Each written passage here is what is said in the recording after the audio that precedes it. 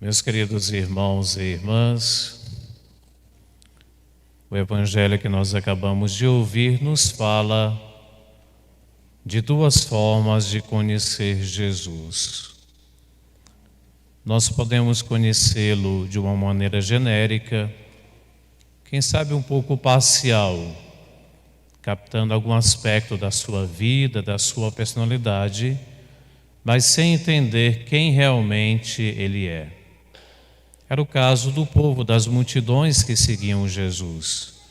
Tinham visto os seus milagres, acompanhado os seus ensinamentos, viram Jesus saciando a sua fome quando eles ficaram sem pão. E pensaram que ele era um grande profeta, certamente um homem de Deus, alguém enviado pelo Senhor. Mas nada além disso. E há um segundo momento, os discípulos, aqui representado por Pedro, que conseguem ver mais longe, conseguem compreender a pessoa de Jesus e começam a entrar no seu mistério. A resposta que Pedro dá à sua confissão de fé, ele fala em nome de todos nós: Tu és o Cristo, o Filho do Deus vivo. Também hoje, de maneira assim genérica, nós podemos pensar tanta coisa sobre Jesus. Foi um grande personagem histórico, foi um revolucionário, foi um poeta. Mas para quem quer ser seu discípulo, sabe que ele é muito mais. Sabe que ele é aquele que dá sentido à nossa vida. Sabe que é ele que nos abre a chave da felicidade. Sabe que é através dele que nós compreendemos quem nós realmente somos. Interessante, Pedro diz quem é Jesus: Tu és o Cristo. E depois Jesus diz quem é Pedro: Tu és pedra.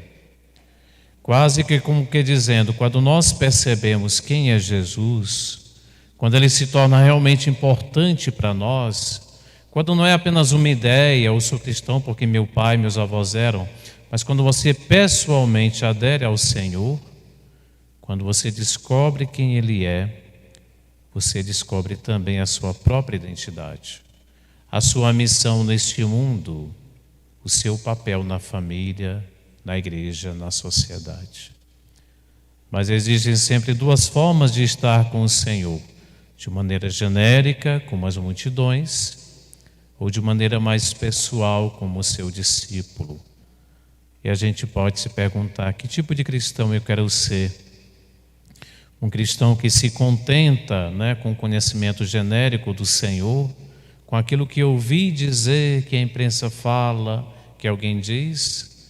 Ou um discípulo que de fato faz experiência dele na sua vida, que o busca na oração, que o escuta na sua palavra, que o reconhece nos mais pobres?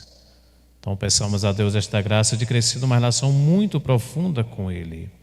Aquela relação que iniciou no dia do nosso batismo, em que nós fomos consagrados por Deus. Recebemos a missão de ser sal da terra, luz do mundo.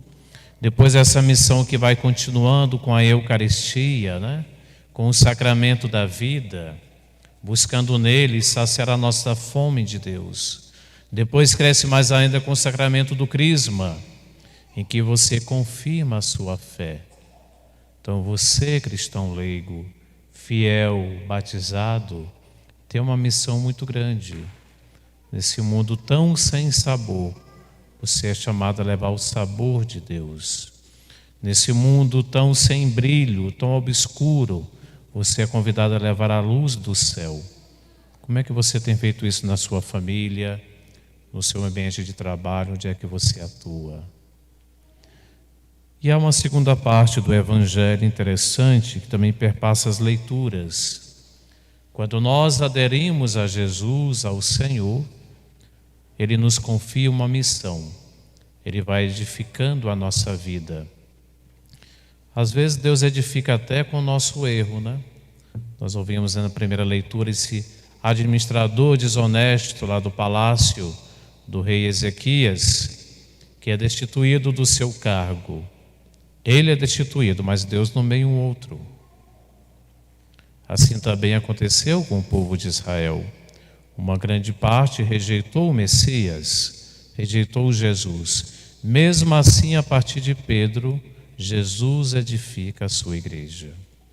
Por isso que São Paulo, na segunda leitura, fica maravilhado com esse modo de agir de Deus, que até diante do erro, do fracasso humano, ele permanece fiel. O ser humano pode fracassar, pode vacilar, né? Pode cometer erros, mas Deus não erra nunca.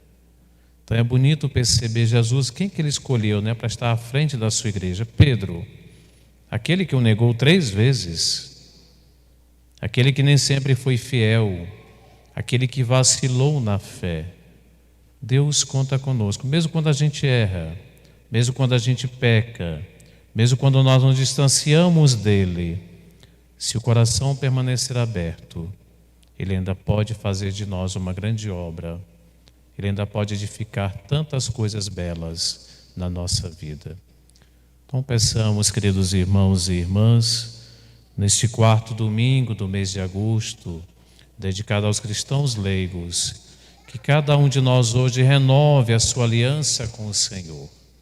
Que cada um encontre um tempinho, né, para Ele na sua vida. A gente às vezes encontra tempo para tanta coisa e para Deus nunca tem tempo. Mas se você reservar um tempinho na sua vida para pensar nele, para um momento de oração em família, para falar dele com seus filhos e netos, você vai perceber como que a sua vida muda, como que a sua fé amadurece, como que Deus também vai edificar grandes coisas em sua vida. Procuremos o Senhor, demos espaço para Ele, deixemos que Ele ocupe o primeiro lugar na nossa vida e depois todas as outras coisas estarão no lugar certo. Louvado seja nosso Senhor Jesus Cristo. Para sempre seja louvado.